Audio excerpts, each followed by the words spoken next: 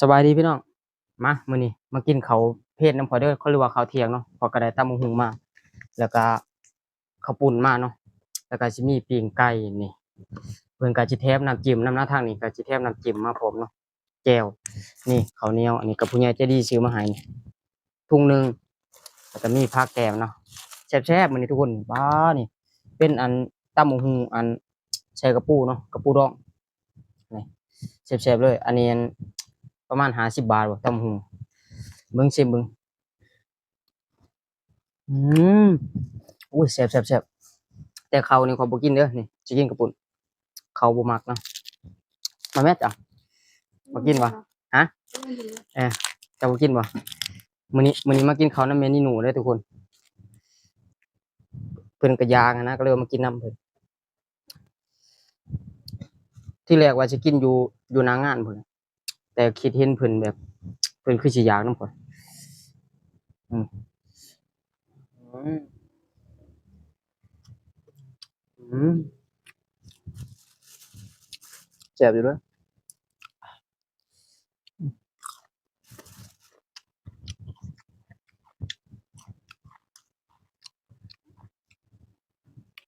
เวลากินส้มตำทุกครั้งเนาะข้อยก็สิกินแต่กับข้าวปุ้นแต่มันแซ่บรู้สึกว่ามันแซ่บมันเข้ากันดีอืมตำบักหุ่งก็ว่าอืมอืม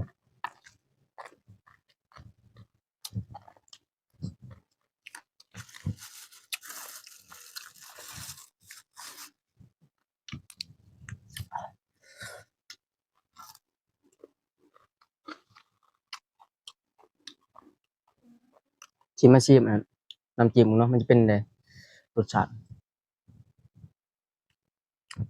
อืมรสชาติจะออกส้มๆหน่อยหนึ่งเนาะส้มหน่อยหนึ่ง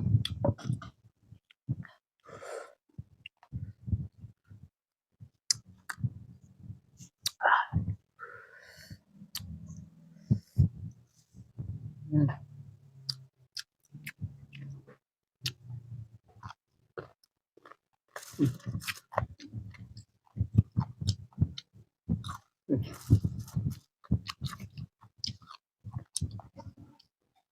อืมอืมตอนกระปูเนาะอืม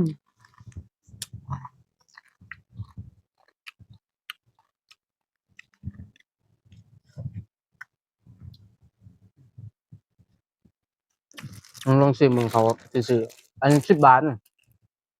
10 บาทถ้าอยู่บ้านเฮา10 บาทอย่าหลายกว่านี้เนาะแต่อันนี่อยู่เมืองไทยมันก็สิน้อยแต่ก็พอกินอยู่ปั้นเดียว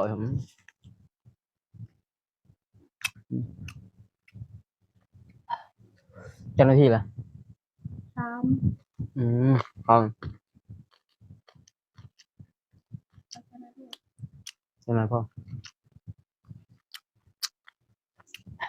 สำหรับคลิปนี้ก็จบไปสมินนะทุกคนได้เจอกันใหม่คลิปหน้าเนาะบ๊ายบาย